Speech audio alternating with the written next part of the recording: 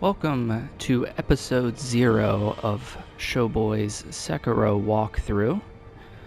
We're going to use this episode to discuss some of the more important things of the game that you need to know early on. I did discuss some of this in the walkthrough, obviously, but we want to do a little bit more in-depth and look at some items and prosthetic tools. So I am on my New Game Plus save, just so I have everything unlocked. And you see that we are towards the end of the playthrough on here. But when you get here, this is going to be the Dilapidated Temple, and this is going to kind of be your hub area. There's a lot of important stuff here. You come around the corner here, and we have this guy here who we can talk to. Let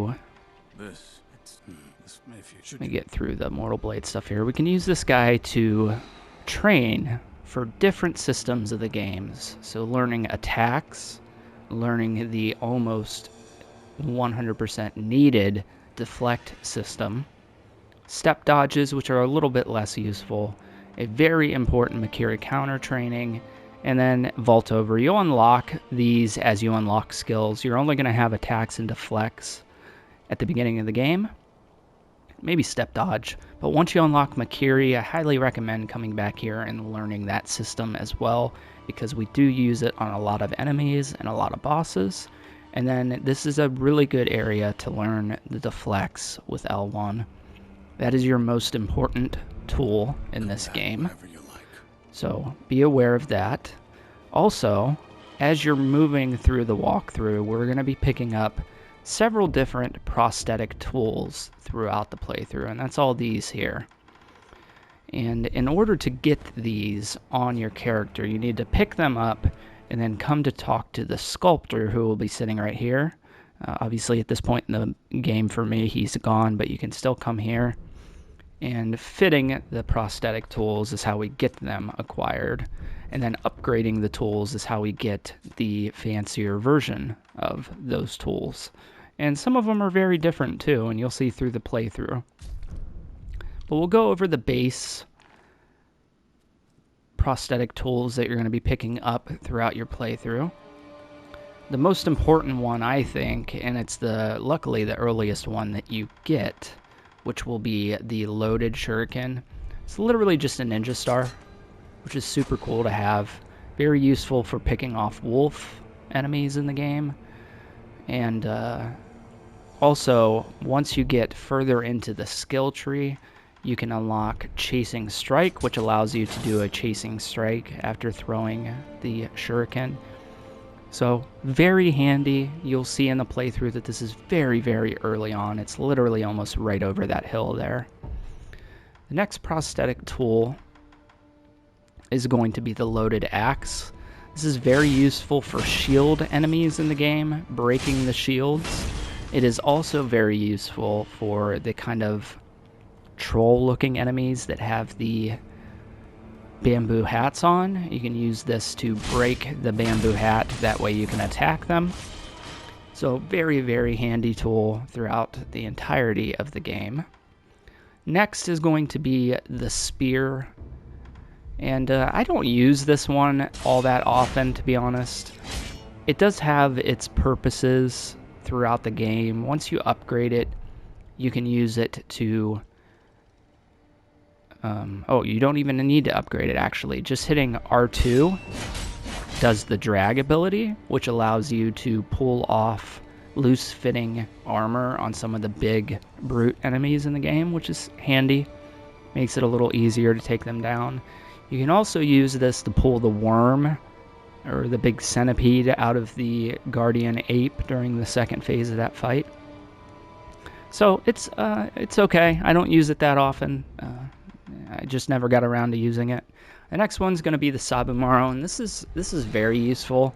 It's basically just another short sword that you use with your actual katana, and it has poison on it. So these are really good for the gun fort area when you get there. A lot of those enemies can be easily poisoned, as well as Fountainhead Palace, which those guys just get worked over with the poison from the Sabo Maro. So very, very useful, and literally I'm just mashing R2 to do all the attacks. So super handy. The next one is going to be the loaded umbrella, and this is exactly what it seems like. It's an umbrella that you can hide under and block out a lot of damage. I use this a lot on some of the snake eye enemies to get away from their grab. Just go under this until it gets hit, and then I come back up and start attacking. And we're also going to use this pretty extensively in the final boss of the game. So super handy to use. Also really good for working your way through areas with a lot of gun guys that you can just kind of get behind the umbrella and work your way through it.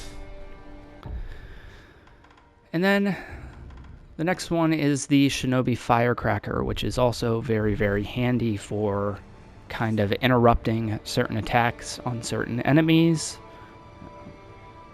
It's very handy with Gyobu, the first boss in the game. I don't use that strategy in my boss guide because I feel like I can't ever pull it off properly, but if you want to try and use it, go for it when you get there. It's literally just a Shinobi Firecracker. It does work really well on the beast enemies in the game too, so the bull, the guardian ape, that stuff. Any of the bigger beast enemies, you can use this to startle them. Super handy. Next one is going to be the flame vent. This is a quintessential part of the chained ogre strategy for me. You can use oil, hit the let me put it on my quick bar real quick so I can just show you.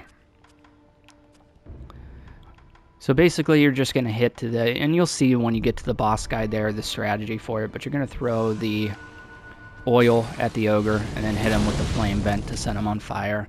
This is also really good if you get into kind of a pickle with a lot of enemies. Using this to kind of back yourself off a little bit, which is the hold R2, which is a little bit more powered off, and then you can back away a little bit, and you're also going to set them on fire. So definitely very useful tool. And then the Mist Raven, I got to be honest with you, I never use this. It's basically... So the basic one just allows you to turn into mist and move away. So if you hold a direction and hit the attack, it's basically a dodge. I gotta be honest, I don't ever use it. I don't know. As you upgrade it, it'll become a little bit more useful, but I don't know. It's just not. It's not for me, man. And then Divine Abduction, Golden Vortex, these ones here, these are, again, okay. I don't use them all that much. You can use these to effectively farm Sabo Temple when you get there. You basically just make all the enemies there disappear with this weapon, so that's somewhat useful. Again, I don't think we used that at all in the playthrough. And then the Finger Whistle we did use for the headless enemies, so when you get there, you'll see that we use Malcontent to interrupt the headless enemies. It puts them into kind of like a stun, makes them far easier to get rid of.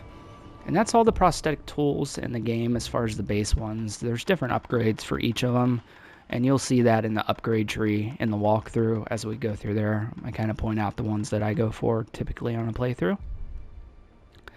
Now we need to move into combat arts, and combat arts are going to be unlocked via skills in the game.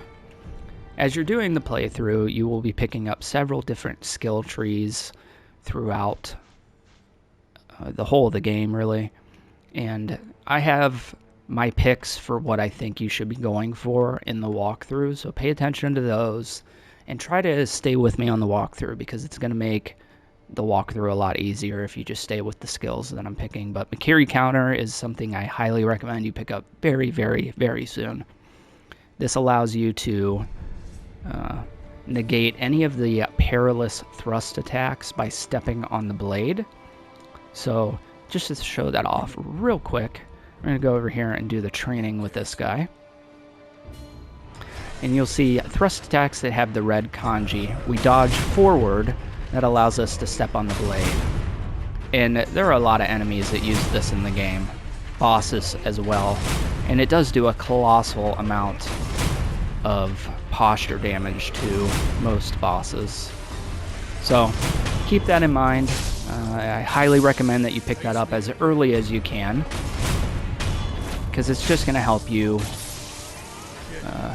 deal with the thrust attacks in the game. Otherwise, you'd have to dodge them, and it's just not as effective. So definitely pick that up to start with. We really need that skill, and I promise you, you won't be upset by it. But once you pick it up, make sure you come over here and try it out, get it down. And so the combat arts, got a little sidetracked there, I apologize. The combat arts are various different skills that you'll pick up, and they're basically like heavy, super heavy attacks, I guess is the best way to put them. There's a lot of them in the game. I have my recommendations for them in the playthrough, what I think you should pick up. Some of these you don't get until New Game Plus, but Whirlwind Slash is probably going to be the first that you pick up. And every one of the combat arts in the games are pulled off by holding the block button and hitting R1. Or just hitting both of them at the same time, but I usually like to hold L1 and then hit R1 to do them. So this is Whirlwind Slash. This is going to be the first one that you get. It's very handy for if you get overwhelmed by enemies. You get a lot of enemies around you. It's just a nice sweeping slash for them. But there's a lot of good ones in here. Nightjar Slash you can actually use on Lady Butterfly to stun lock her. Now, outside of the Demon of Hatred, in the walkthrough I did not recommend any cheese strategies because I think it harms you more than it does good for you, because you need to be learning the deflect system. If you're cheesing the enemies, you're not learning the deflect system. Ichimonji Double I use a lot throughout the playthrough. It's just a really good attack for interrupting enemies. It does a lot of posture damage. You're going to unlock Ichimonji first, which is just a single version of this attack. But you actually can do two rather quickly. Double just allows you to do it a little bit faster. Ashina Cross is awesome. It's a quick draw, and you'll see this various enemies using it. This one does use spirit emblems, so it's very, very powerful, this attack. That's why it's using spirit emblems. And you'll see below each of the pictures of the arts are what their spirit emblem usage is. So a lot of them have no spirit emblem usage. A lot of them do have spirit emblem usage. So just keep that in mind if you're trying to save your spirit emblems for your prosthetic tools, which are the little bottom right corner here. It says 12 and it's got a little cross there. That's your spirit emblems. You'll be picking that up throughout the game from dead enemies and various areas. That's what you use to do the prosthetic tools. So I would highly recommend that as you're playing through the game, outside of specific recommendations that I tell you to put ones that use spirit emblems on, that you try to use one that doesn't. Ichimonji Double doesn't. That's why I use it so much, because you want to save the spirit emblems for the prosthetic tools. And of course you get an abundance of these, and you get them back from resting at the idols. So throughout the game, you're going to be finding these idols throughout all the different areas of the game, and you want to make sure that you come up and hit square anytime that you see it to unlock it. And that will allow you to fast travel throughout the game. So obviously very, very, very handy to have fast travel points in this game, because there's a lot of interconnectivity within the levels, and it can get a little confusing. But you can also, when you sit down at one, you can also rest, which will do a multitude of things. It's going to refresh your spirit emblems as long as you have a stock. As you see, I have 566 down there. You can also enhance your physical attributes with 4 prayer beats, who we will be getting off of the main or mini bosses of the game, and increase our attack power with the memories of the main bosses of the game. So each time that you take down a main boss, and you'll know I pointed out in the walkthrough, and they're pretty cinematic, most of them. When you get up to them, there's usually cutscenes or something going on to show that it's a main boss. but it will also pop up and show you the memory at the end of it to remind you. You want to immediately enhance your attack power following that. It just makes you stronger. And then once you get 4 prayer beads, you can enhance your physical attributes, which is your posture and your health. So keep that in mind. You can also acquire skills from here. You can also purchase spirit emblems. And you can go into Reflection of Strength now in the game. This is an update that they did relatively recently, which allows you to replay some of the boss fights, which is super cool for getting the boss fights down. So resting is going to do a multitude of things when you hit a rest point. So this is essentially the bonfire from the Dark Souls games. It is going to refill your health, refill your spirit emblems, as well as respawn all the basic enemies in the game. So not mini bosses, not bosses, just the regular bosses, or regular enemies in the game. So it's useful. You'll see I point out several different areas that you can farm up XP points, and resting is a kind of quintessential part of that because it respawns those enemies that we're going to be continuing to plow through to get points so we can unlock skills.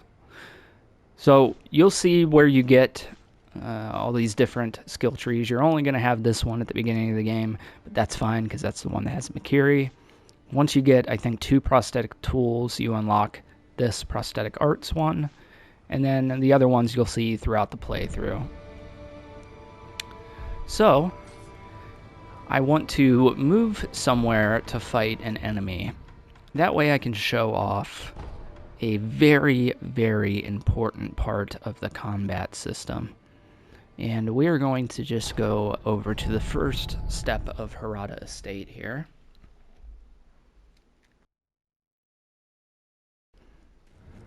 And I want to show off a very, very important part that most players don't recognize is happening when they're playing this game.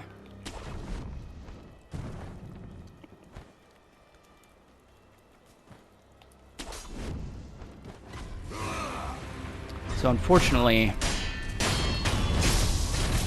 these guys are probably not going to be the best to show. So we'll try to get this guy to come down here. And I want you to notice that when we're attacking, you're going to see a bright glint of the sword and a louder pop of the swords hitting. And that is the enemy deflecting your attack. So when you're attacking and you see that, it's now turn for you to start deflecting and go into a defensive position. So you'll see that when you deflect properly, you get that bright flash there. Enemies also have this bright and loud flash. There's a Mikiri, but let's let this guy work down, see if we can get him to pull it off here. Some of these basic enemies are a little difficult to show this off with. So let's go back. See if we can find a little harder of a basic enemy to show this off. Unfortunately, in this playthrough here, I have the outskirts blocked off, so I can't get quite to the enemy that I was thinking, but I'm trying to think of where there are other ones at.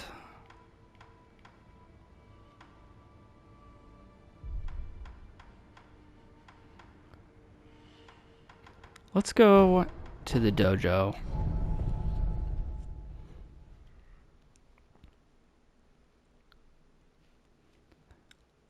This might be a decent area to show it off. Yes, I already took this guy down, which means we just have this guy, and this guy's going to be perfect. So watch as we're attacking him, okay? As we're attacking him, we're going to see him deflect right there. See it? We're going to see him deflecting our attacks right there. And see how he attacks directly after he deflects our attack? So let him refresh his posture here, and we'll show it one more time.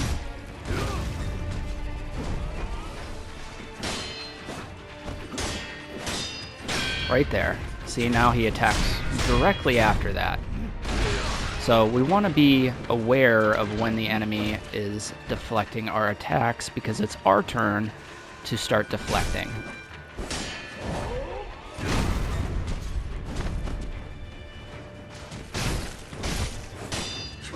Right there, you see it?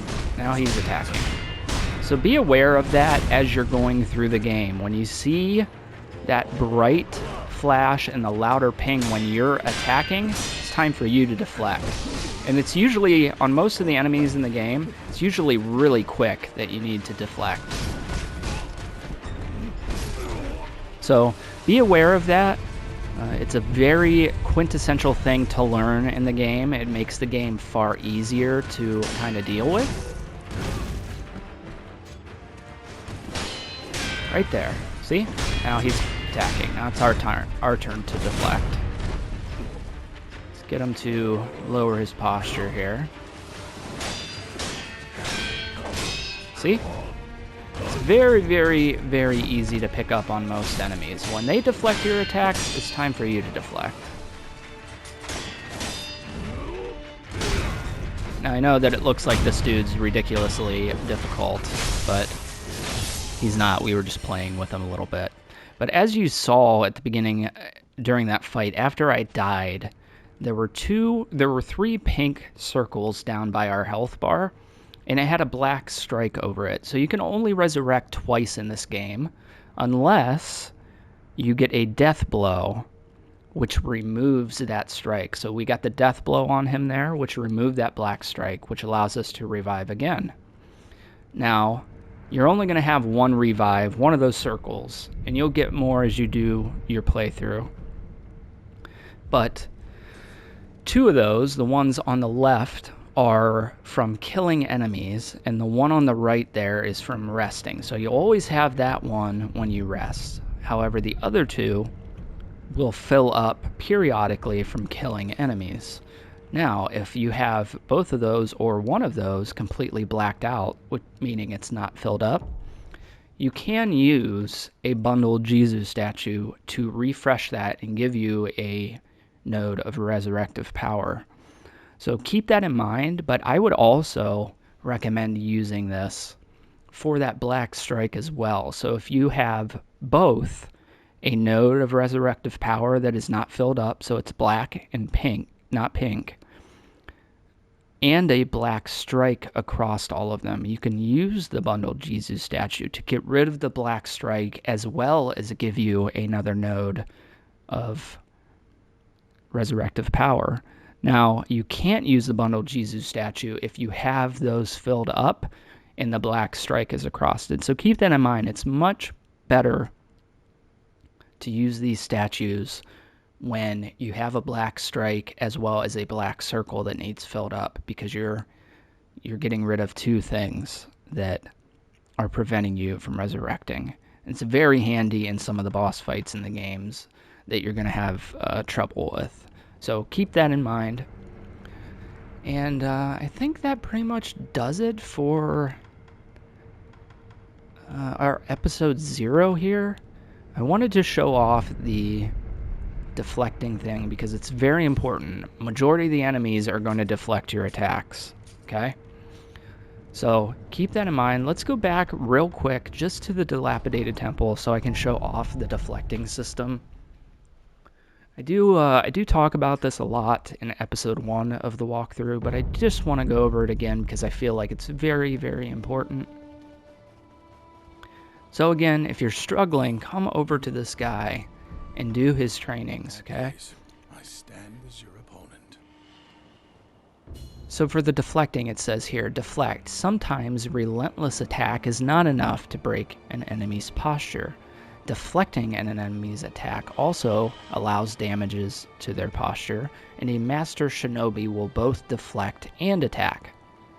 Deflect enemy attacks and perform 3 death blows.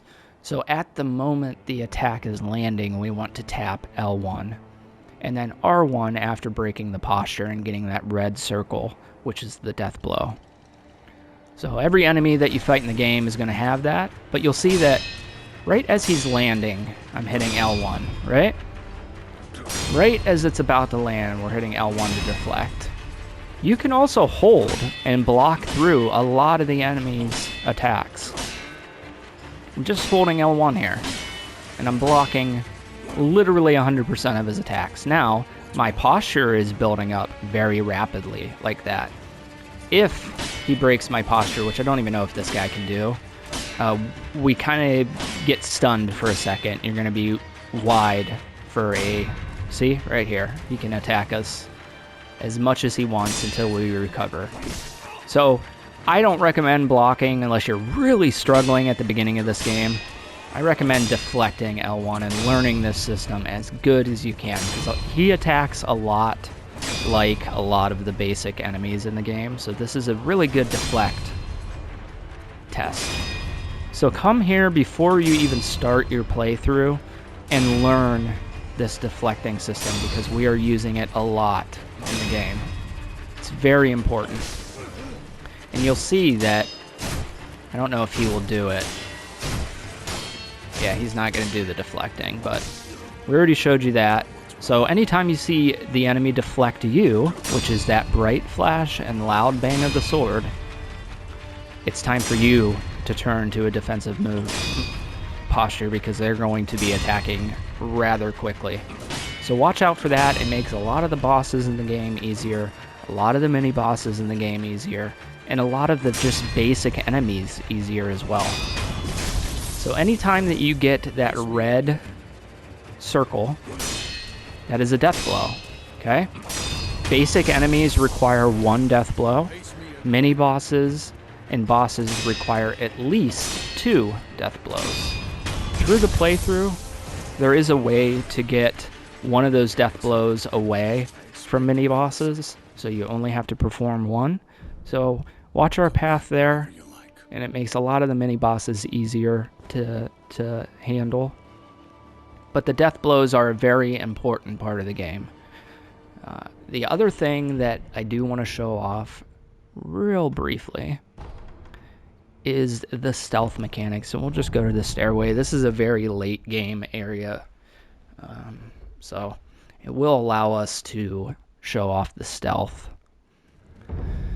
So the stealth in this game, you're playing as a ninja. Remember that, okay? Shinobis are ninjas. So there's no shame in death blowing enemies from above. So we have a jumping death blow, which we can perform by just jumping on top of enemies and holding R1 as soon as we see the red button pop up. But we also can stealth through the tall grass and get up behind enemies for a instant death blow. Don't be ashamed to do this in this game. This isn't Ghost of Tsushima, where it's kind of, you know, they make you feel terrible for using stealth. You're a ninja. You're already dishonorable, so you might as well take every advantage you can get. This will be a good way to show the deflecting. Oh, maybe not. I worked him over pretty quick. So just don't be afraid to do the stealth. You know, there are certain sections of the game where I'm going to highly recommend that you do stealth. So keep that in mind. And I hope this episode 0 helps you out and gets you on the right path to start the walkthrough. I appreciate you guys checking out the video, liking it, and sharing it. I spent a lot of time doing this. You know, we have boss guides on all the bosses in the game. So I hope everything helps you out. I know this is an old game, and I know there's probably an abundance of this stuff online now, but I just really wanted to do it because A, I know this game really, really well, and I've always wanted to try to do a walkthrough for a game. So thank you for checking it out. I hope you guys do okay. If you have any questions or any problems or need help with anything, drop them in the comments, and I will try to get to you as quickly as I can. Thanks, guys.